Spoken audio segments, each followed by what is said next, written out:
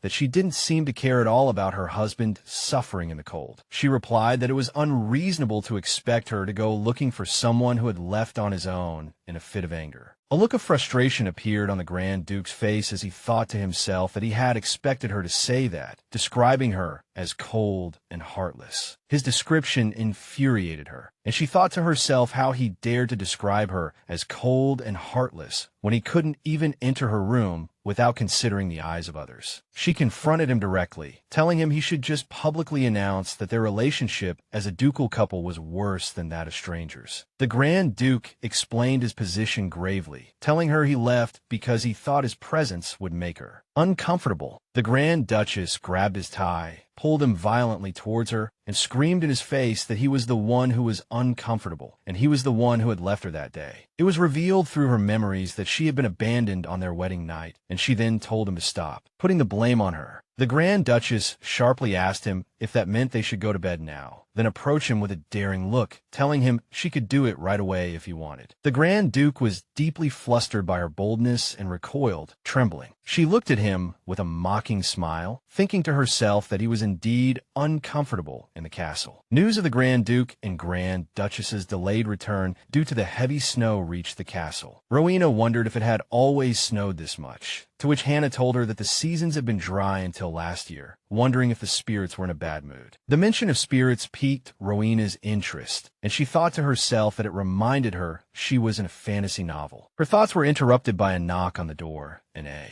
voice asking if it could enter. Rowena recognized the voice and enthusiastically stood up, declaring that if it was Archid, he could always come in. Archid entered the room, dressed in heavy winter clothes. Rowena asked if he was going somewhere, and he told her that there was a problem at the eastern coal mine and he was going to check on it. Rowena realized with concern that she would be the only one left in the castle. Archid noticed her concern and invited her to come with him if she wanted. He explained to her that she hadn't been able to go out because of the snow, and he thought she might be bored being cooped up inside. Rowena was overjoyed at the offer, enthusiastically declaring that she was not at all against the idea and that she was, in fact, getting bored. Archid smiled happily at her agreement and told her the carriage was already waiting. They set off together. On the way, Rowena thought with disappointment that she had been expecting a romantic date, only to find herself on a business trip. Upon arriving at the mine entrance, she realized the place was surrounded by Delos flowers, thinking to herself that this was practically a minefield for her. Archid noticed the flowers and chided the mine's supervisor, reminding him that he had ordered to ensure the area was free of Delos flowers, and asked him what had happened. The supervisor apologized in confusion, explaining that the flowers weren't there until this morning and had appeared suddenly. Rowena realized the explanation was illogical and worried that if she inhaled the pollen, she would be in trouble and go to another world. Archid angrily questioned the supervisor, asking if he expected him to believe he hadn't noticed all these flowers. The supervisor defended himself, insisting he was telling the truth and wondering why anyone would plant flowers in a coal mine where Mona stones were extracted. Archid ordered him to stop making excuses and promised to hold him accountable for his negligence later. The supervisor looked like he was about to die from the sheer injustice, but Rowena felt no sympathy for him, as she was the one who almost died because of his negligence, and she thought he deserved it. Archid suggested she stay inside, to which she wondered in her mind if she had come all this way just to stay indoors again. Rowena realized Archid was worried about her, and she couldn't reveal her allergy now. It was revealed that the fact she was allergic to Delos flowers was secret information, and her incompatibility with the symbol of the Haddle-Ross territory was considered a major flaw for the young Grand Duchess. Rowena decided to find an alternative, telling Archid she could cover her nose with a handkerchief and that there was another entrance to the mine anyway. After entering the mine through another entrance, Rowena was stunned by the fantastical sight, with the walls glittering like a convergence of stars, and they realized the glow was proof of the Mona stone's high purity. Archid asked the supervisor if he was saying that such a large deposit had gone undiscovered until now, to which the supervisor replied that even the miners didn't know, but the heavy snow had caused the ground to sink and the mine had suddenly appeared. The supervisor added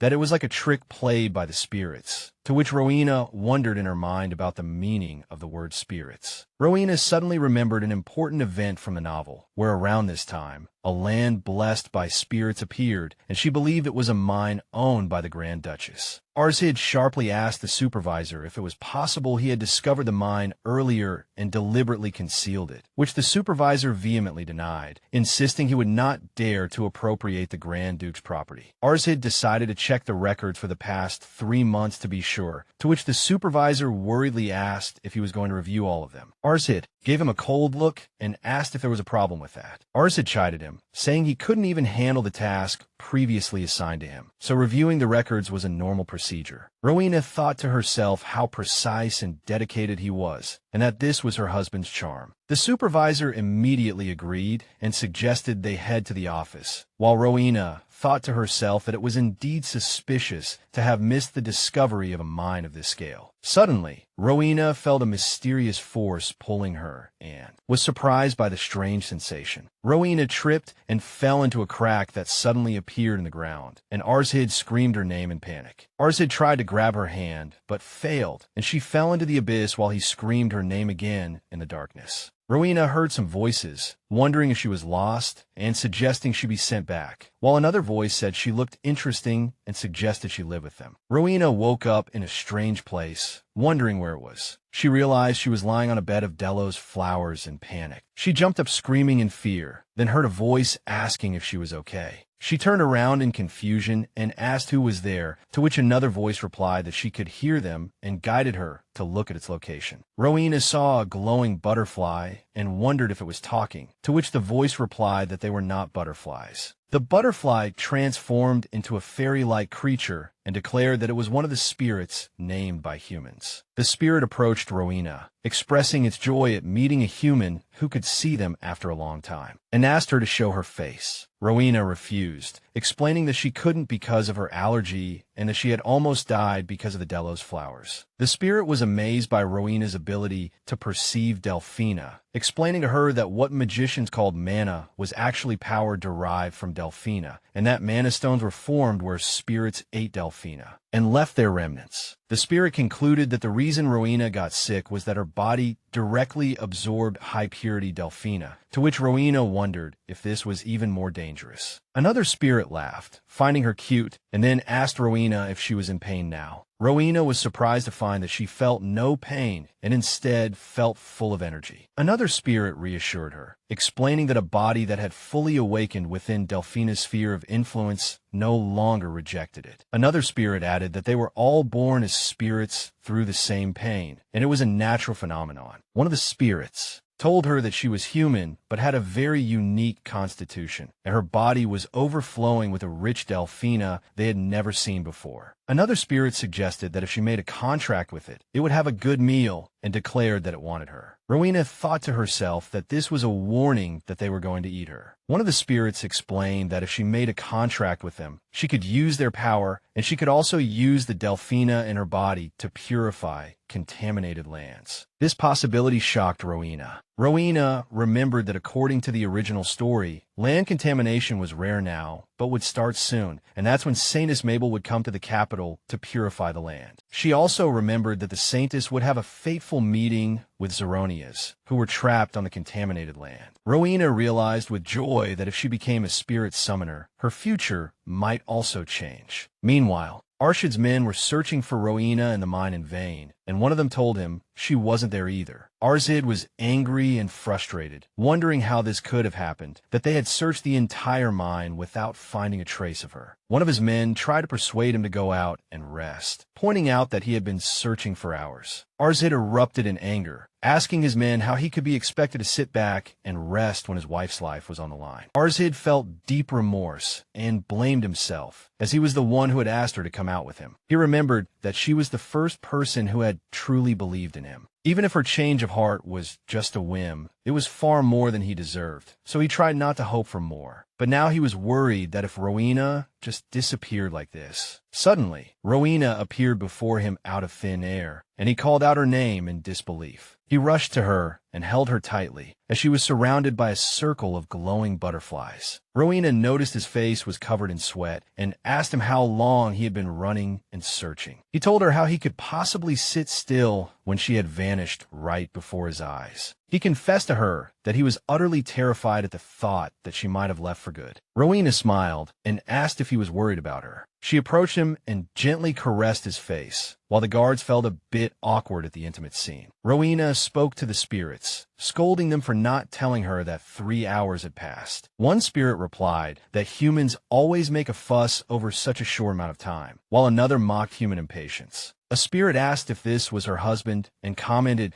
that she places great importance on a man's looks. Rowena angrily screamed at the spirit, ordering it to stop talking nonsense and to reveal its physical form. Archid called out to Rowena, suggesting they leave the mine immediately. She asked if something was wrong, and he explained that the dahlia's flowers at the entrance had bloomed completely and then vanished, and they didn't know when or where the flowers would reappear. He added that it was also strange to see butterflies this deep in the mine. Rowena realized her husband was very observant and decided they should return to their residence first. Meanwhile, the Grand Duchess received a letter from Rowena suggesting the development of the Ibis mine. The Grand Duchess was surprised by the bold proposal, thinking that after earning a little money, she had become very aggressive in business. The Grand Duchess realized that the existence of a spirit that could bless arid land and make it fertile with a single touch would greatly increase the mine's value. She concluded that it was a very precious piece of land that could not simply be handed over to her husband, Damien. The Grand Duke suddenly arrived in the Grand Duchess's room. She asked him why he had come, and he told her that he thought they could depart for the castle tomorrow, although clearing the snow might take some time. She asked him why he had come all this way himself, instead of sending a servant. He replied that he had heard a letter had arrived for her. The Grand Duchess realized he knew the letter's contents. The Grand Duke deduced from her reaction that he was right and pointed out that she seemed to be frequently corresponding with someone. He sarcastically asked if she had found herself a lover, and the Grand Duchess was shocked by the absurdity of his words. The Grand Duchess retorted, asking what right he had to do so when she did not. He replied that he wouldn't mind at all if she saw anyone. The Grand Duke confirmed to her that he had no intention of interfering with her affairs. The Grand Duchess angrily cut him off, ordering him to shut up and telling him she was not promiscuous like him, then pushed him away, telling him he could do as he pleased if he wanted to fool around with others. She screamed in his face that she had absolutely no interest in the matter. She threw the Grand Duke out of the room, and he, feeling humiliated, realized it was the first time she had closed the door on him, whereas she had always left it open as a way of permitting his entry, and he mocked himself for being a fool. At the castle, Rowena received a reply from the Grand Duchess, which said that if what Rowena said was true, she agreed to her terms and requested that she return to the castle with proof of having obtained the spirit's blessing. Rowena read the letter, which stated that the Grand Duchess believed her words and would move forward with the plan. Rowena was overjoyed and felt certain that the Grand Duchess was at least ready to make a deal with her. She realized that she now had to prove the existence of the spirits. Just then, a spirit told her that it could not fulfill any request to reveal its true form. Rowena was surprised by this refusal and reminded the spirit that it had appeared in the mine before without her even asking. The spirit explained that if their contract was revealed, Rowena would be in danger. The spirit explained that spirit summoners draw energy from the earth to manifest their abilities. In ancient times, they had to gather in groups and combine their powers to perform purification. Rowena became angry, suspecting the spirit was saying she couldn't do anything alone. Rowena accused the spirit of deceiving her, that this was a fraudulent contract, so the spirit explained that was just the usual case. The spirit added that the power provided by the earth is divided equally among the number of summoners, but Rowena was the only Holy Spirit summoner of this era, which meant she monopolized all the power. Rowena excitedly realized she was very powerful, but the spirit warned her that for that very reason,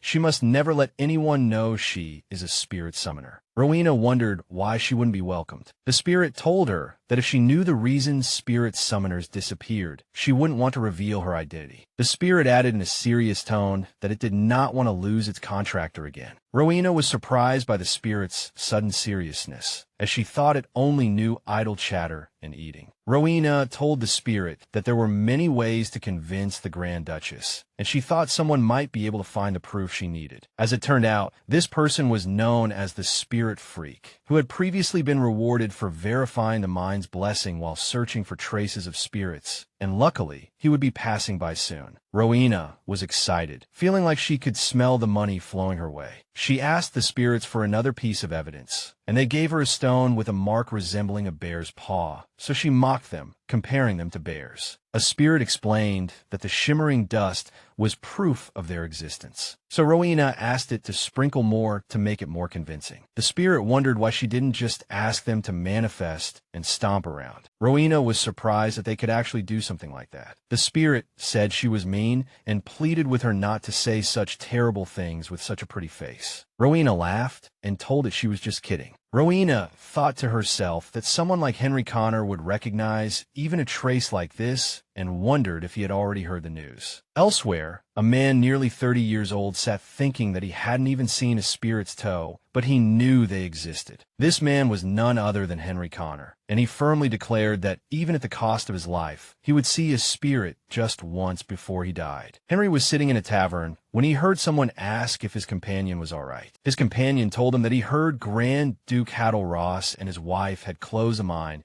and another person angrily replied that the Grand Duchess had gone missing in the mine, and they were all going crazy with worry. He added, while they were searching for her everywhere, she was busy digging up an artifact. The man explained that everyone thought it was just a rock, but now they were saying it was a fossil with a spirit's footprint. Henry burst into the discussion and grabbed the man's shoulder. He asked in shock if he had just said spirit's footprint. Outside, Rowena's guards were surprised by Henry's sudden appearance. They drew their swords and ordered him to halt. So Henry asked them if the lady with them was Grand Duchess Haddle Ross. Henry raised his hands in surrender and introduced himself as Henry Connor of the Connor family, swearing he was not a suspicious person. He told Rowena he had come because he had a question to ask her. Rowena recognized the family name and permitted him to speak, so he asked directly about the fossil she had recently discovered. He politely requested if he could take a look if it wasn't too much trouble. Rowena sarcastically asked if this was causing him much distress, and Henry was thrown into shock and confusion. He pleaded desperately, and Rowena thought to herself that he had spent 10 years searching for spirits but had no social skills at all. Rowena told him it was rude to ask for a favor without offering compensation. Henry offered to pay for a chance to see the fossil. Rowena noticed a colorful pocket watch hanging from his waist. She told him to give her the watch, and she would show him the fossil. Henry was surprised by her demand, explaining that it was not an ordinary watch for telling time, but Rowena insisted on having it because she was pleased with its design. Henry gave in her wish and gave her the watch. Rowena agreed and told him to follow her, promising to show him the fossil as promised. In the residence, Archid asked coldly about the man she had brought, commenting that he had never heard of the Connor family before. Rowena assured him the man would keep his word, and then asked him a hand over the watch. Henry asked if she was sure about her decision. Henry confirmed again that it was not an ordinary time-telling device, so Archid asked him what it was. Henry explained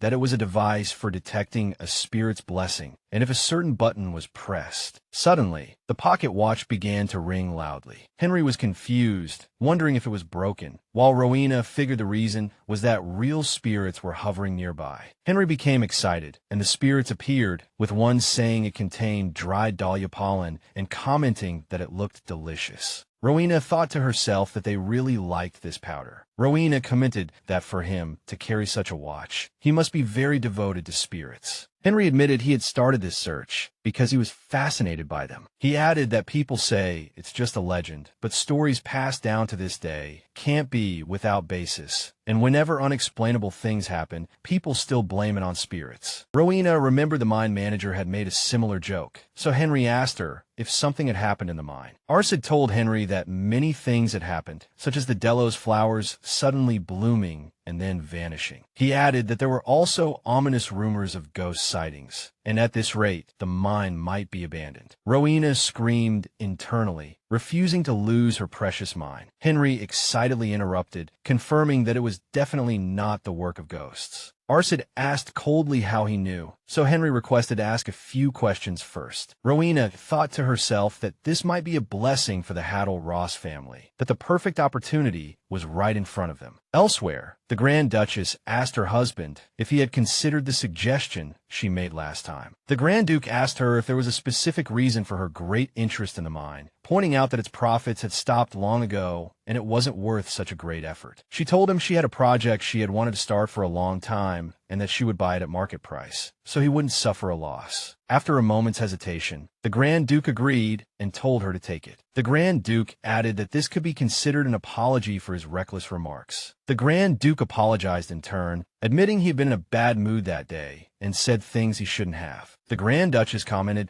that it was good he at least admitted it and that she would prefer to finish the paperwork today, lest he change his mind. The Grand Duke smiled and commented that she was truly a unique character. The Grand Duke agreed and told her he would have the documents sent over before the end of the day. Before he left, she turned to him and told him there was one thing he should know. She revealed to him that the letter she had received was from their daughter-in-law, not another man, and his face turned red with embarrassment. The Grand Duke stood in the room, thinking to himself that so it was her who had been sending the letters all along. He asked the butler if there was any news from Archid or his wife. The servant gave a negative answer, and the Grand Duke felt a little sad. Meanwhile, Rowena received a letter from the Grand Duke and realized he was complaining and asking her to write to him. She sighed and decided to do it for Archid's sake. Just as she was about to write the letter, she heard a knock on the door and wondered who it could be, since Archid was supposed to be at the mine. She was surprised to find Henry at the door, who excitedly told her he had good news. She eagerly asked him if they had already received a response from the Imperial Palace about the traces of the spirit they had sent. She marveled at how quickly they acted, as they had only talked about it the day they met. Henry confirmed that they would be sending an Imperial delegation, and Rowena was overjoyed, realizing that anything related to spirits was handled with lightning speed. She thought happily that all that was left was to wait for her pockets to be filled with money, and she couldn't keep this good news to herself. In the mine, Archid looked at the minecarts filled with shimmering Mona stones, thinking that this was all thanks to the spirits. He held Henry's watch, thinking how incredible the spirit's blessing was. Rowena waved and called out to him from a distance. As she approached him, she heard the sound of something breaking from inside the watch Archid was holding. Archid held up the watch to inspect it, wondering if it had broken. Just then, a small spirit materialized on the watch, licking the powder inside and commenting that it tasted exactly like Delos flowers. Rowena noticed what was happening and rushed to Archid, pretending there was dust on his hand to distract him. She pushed the spirit away forcefully, and the little spirit cried out in pain, saying she had hit it so hard she almost squashed it, also he would notice. Rowena let out a sigh of relief, having narrowly avoided the situation. Archid called out to Rowena, asking if she had come to greet him. Rowena's heart filled with happiness at his tenderness, thinking how thoughtful he was. She told him she had some news for him. She explained that the spirit's blessing could now undergo an official evaluation, and Henry would greet the Imperial delegation when they arrived, which meant they could now return to the castle. Archid was surprised and asked if she had come all this way just to tell him this. She smiled and replied that she wanted to tell him as soon as possible. He gently chided her for coming out in such cold weather when she should have waited for him at the hotel. Archid approached her and wrapped his scarf around her neck, telling her she would feel warmer this way, and Rowena was surprised by his scent emanating from the scarf. She feigned shyness and told him her hands were cold too, while a spirit noted that she was trying to get closer to him. Archid laughed and agreed with her, saying that the weather was indeed cold today. He took her hand and asked if she was ready to go. Rowena was shocked by his boldness, secretly wondering if he had experience in this area. After returning to the castle, the butler and maids greeted them. Rowena greeted one of the maids, Vivian, and asked how she had been. She replied that she was well and asked about the paper in her hand. Rowena told her it was a contract and proudly explained that she had brought a loyal slave, or rather, a reliable assistant, namely Henry Connor, who would devote himself entirely to spirit research under her support. Rowena calculated in her mind that now that she was back, she had to find another assistant. Rowena summoned Lord Cobstein and told him he must be tired from the long journey. He replied that he had heard she requested to see him as soon as she arrived. She told him seriously that she had something very important to tell him. She handed him a hotel voucher and told him she had received permission from her father-in-law to give him a vacation. She added that she had personally written the letter to ensure he could get this precious vacation and told him to go rest to his heart's content. Lord Cobstein was stunned, realizing it was a voucher for the Yale Hotel, a 5-star hotel that required booking a year in advance. His servant was also surprised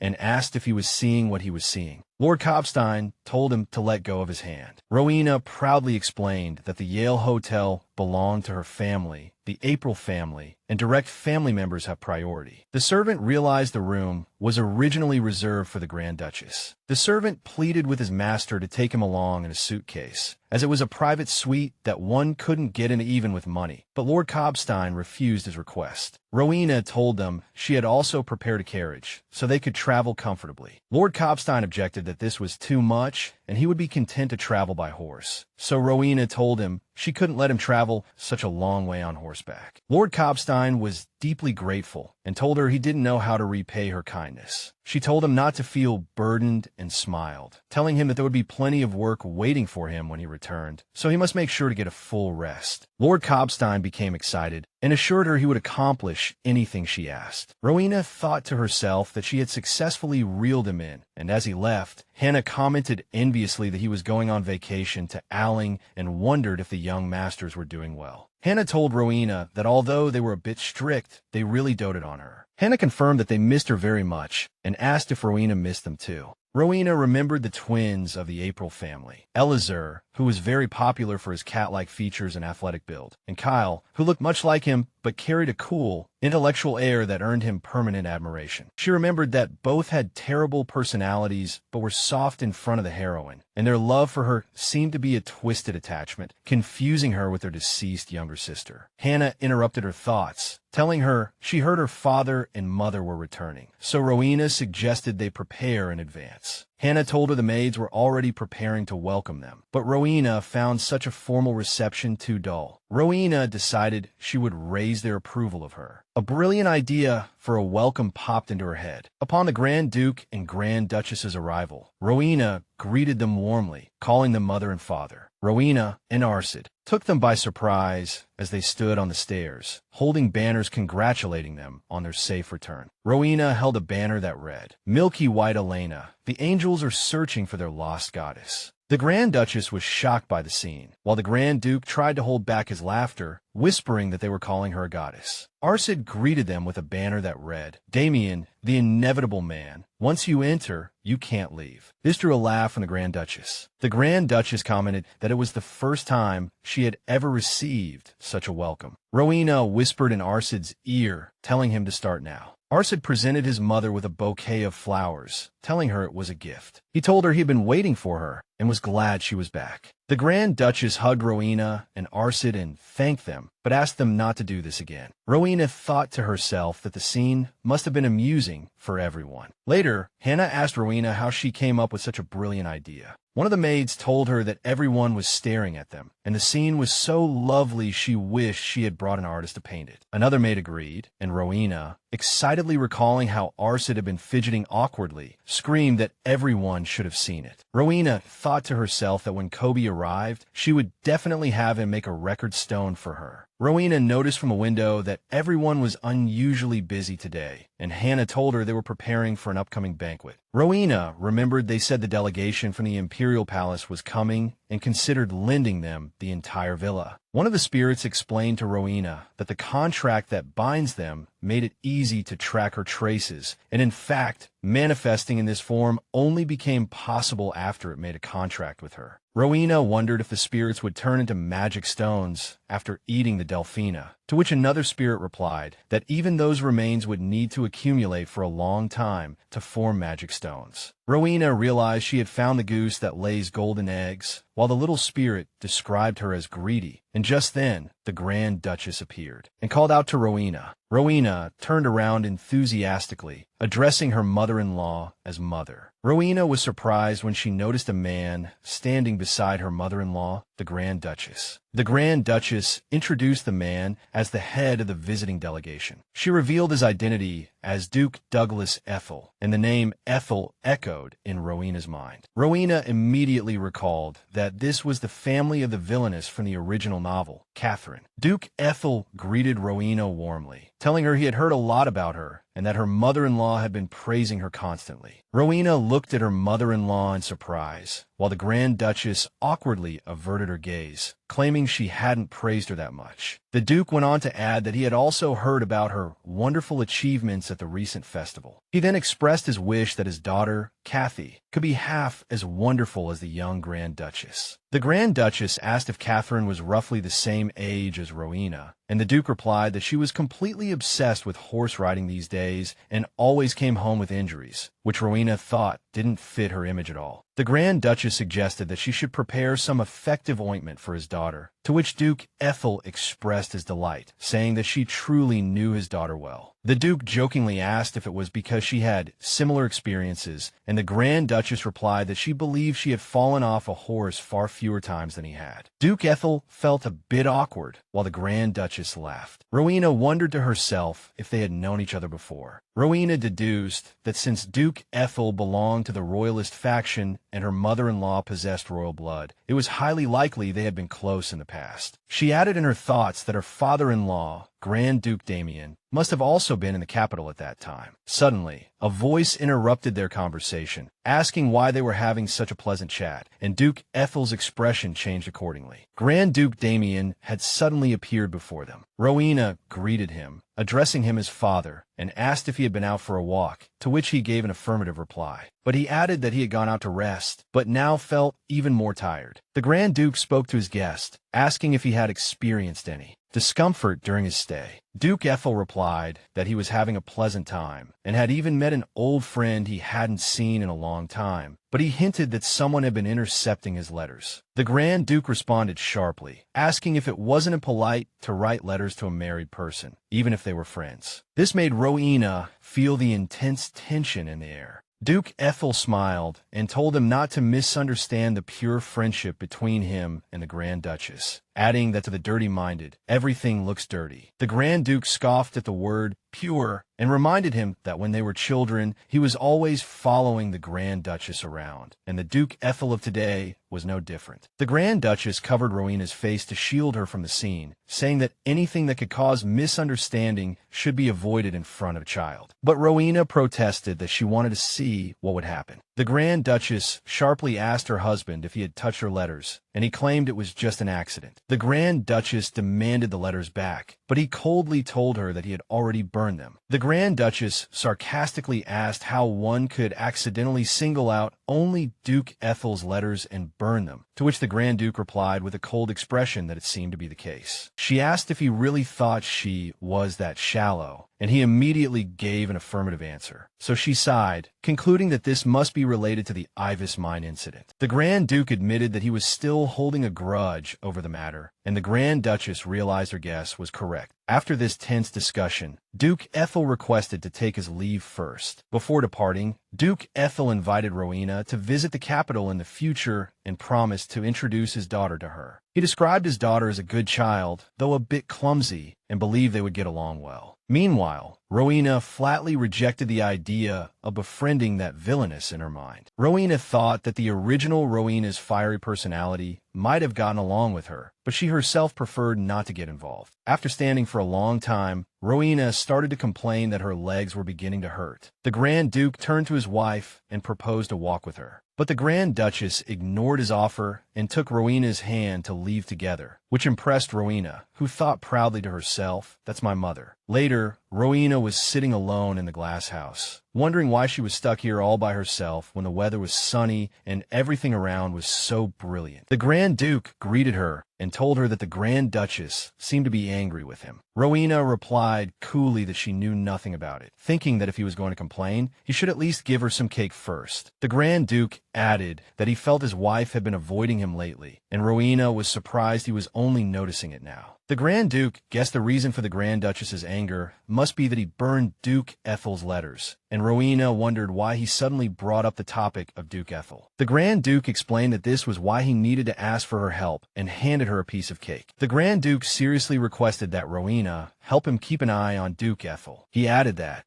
scoundrel was for some reason lenient with her, which displeased Rowena. To persuade her, the Grand Duke placed a book on the table, and Rowena froze on the spot when she saw it. Rowena realized it was her diary, which recorded everything about Arkid, from his date of birth and height to his blood type, information she had painstakingly obtained from the butler. She thought in horror why the diary was in the Grand Duke's hands, so she smiled and claimed that she had indeed been looking for it and thanked her father for finding it. When she tried to take the diary, the Grand Duke pulled it away, declaring that finders keepers. He added coldly that this castle was also his, and since he had found the diary on his land, it was now his. This made Rowena very angry, and she thought to herself that this confirmed her suspicion that he had a personality disorder. The Grand Duke proposed a deal to her. If she did him this favor and spied on Duke Ethel until he left, he would give her the diary. But Rowena protested that it was originally hers. The Grand Duke coldly replied that it was his now, and Rowena even had the fleeting thought of killing him. But in the end, she gave in and agreed to his request. Spying on Duke Ethel was not difficult for Rowena at all. She had already become an expert at spying on Arkid, so it was easy for her. Rowena later told the Grand Duke that Duke Ethel had won the chess match, tying the score with the Duchess at 2 wins each. The Grand Duke looked exhausted and told her that he could play chess with her too.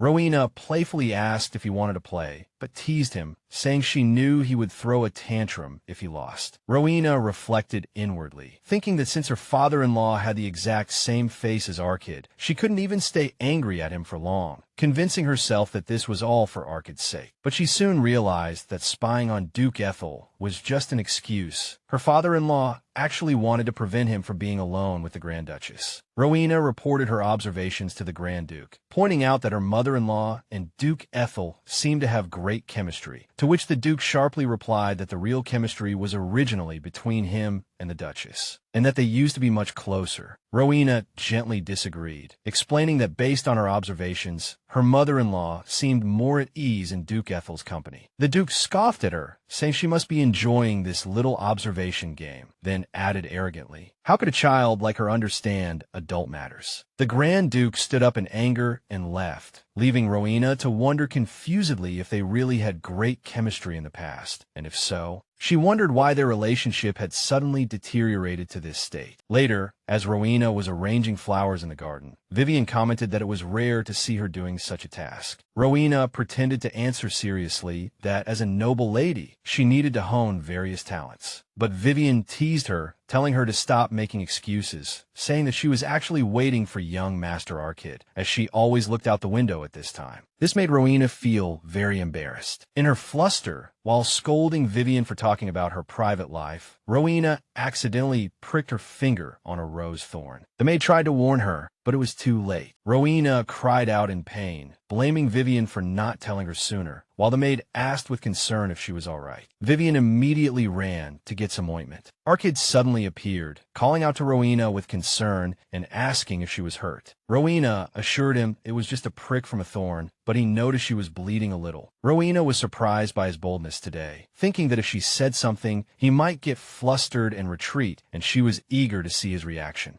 Rowena told him coquettishly that she felt the wound would heal immediately if he blew on it. After a moment's hesitation, Arkid leaned down and gently blew on her finger. Then he asked her how it felt now. A wave of happiness washed over Rowena, and she thought to herself that his tenderness would be the death of her. Meanwhile, the maid Vivian returned with the ointment, surprised to see Arkid there as well. Arkid greeted Vivian by calling her name. Rowena noted internally that his way of addressing the maid had become more familiar. As Vivian applied the ointment to her wound, Rowena pretended to scream in extreme pain, so the maid comforted her, saying the pain would soon go away. Vivian teased her mistress, saying that she only got hurt when she didn't have ointment with her, to which Rowena replied that it was considered negligence of duty. Arkid laughed and added that in that case, it would be best if he started carrying ointment. Rowena was very excited by the idea and enthusiastically agreed. She thought to herself that if Arkid were the one taking care of her, she wouldn't even mind scraping her knee. Rowena told Arkid that she had heard there would be an archery competition with Duke Ethel over the weekend before the delegation left, and asked if he would participate, to which he gave an affirmative answer. Arkid invited Rowena to watch the competition if she had time. Rowena jumped up from her seat and enthusiastically agreed, confirming that of course she would go, thinking to herself who else would be there to support him. Then she told him that she had already made a handkerchief for him, which surprised him, and he asked if she had really made it by hand. She confirmed that she had been embroidering it every day despite frequently pricking her fingers, and Arkid was moved by her words. Rowena presented the handkerchief to him in an elegant gift box, telling him it was a token of her prayers for his victory in the competition. On the day of the competition, Archid demonstrated his superb skills, aiming his bow and arrow and shooting the arrow precisely at the target. His proficient performance left a deep impression on a bystander, who commented that he was truly worthy of being the heir. The commenter turned out to be Ethan, the vice-captain of the Hadalross Knights, who expressed his belief that young Master Archid would win the competition. Archid humbly replied that he was being overly praised and that he still had a long way to go to surpass his father. Ethan explained that he had been appointed as Archid's swordsmanship instructor by order of the Grand Duke, and at first he was worried, but he was surprised to find that Archid, who had spent a whole year on etiquette lessons, possessed a strong physique and a solid foundation. Ethan believed that if Archid manifested the unique ability of the Hadalross family upon coming of age,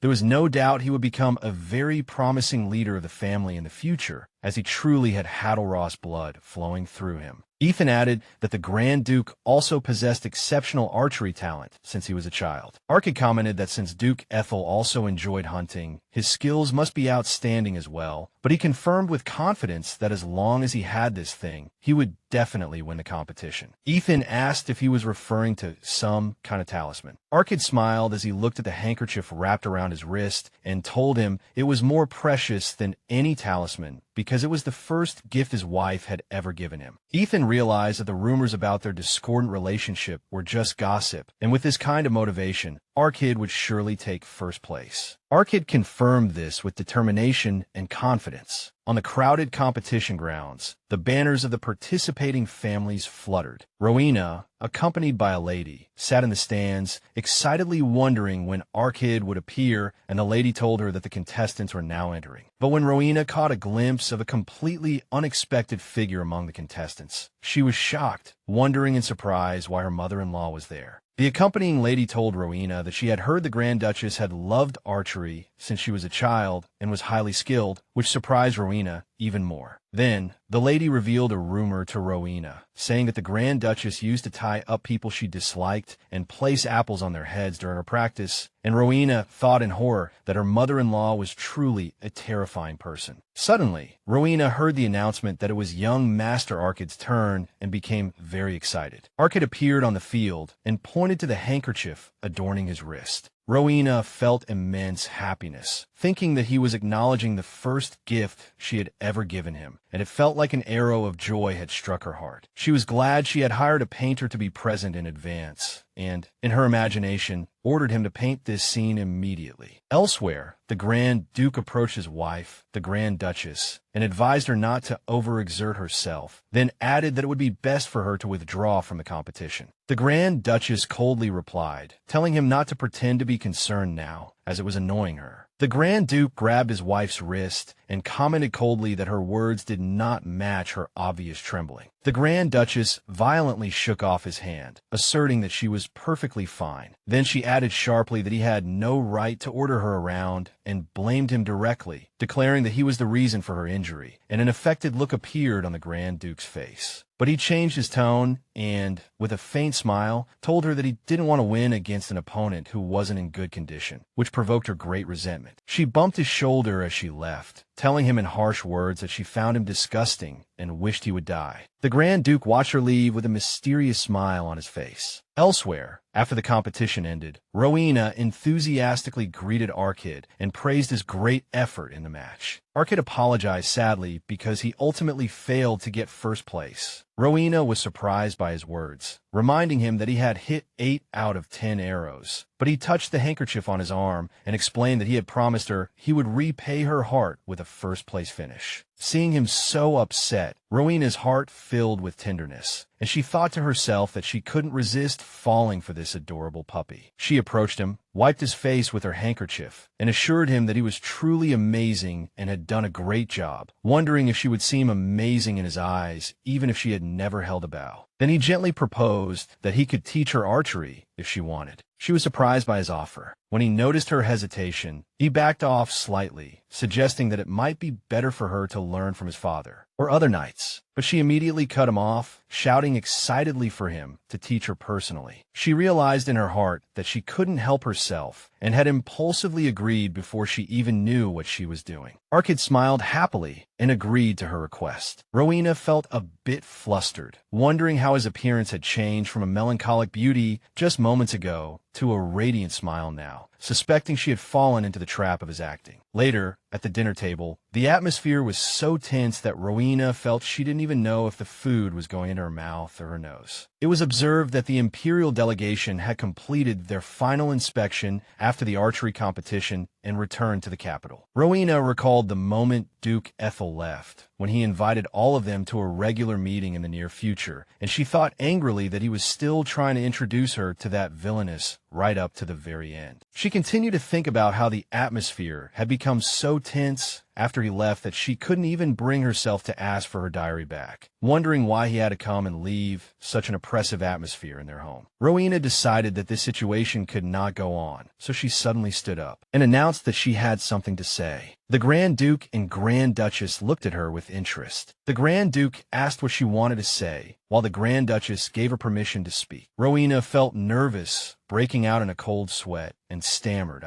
Then she suddenly and unexpectedly shouted, announcing that she wanted to go on a picnic.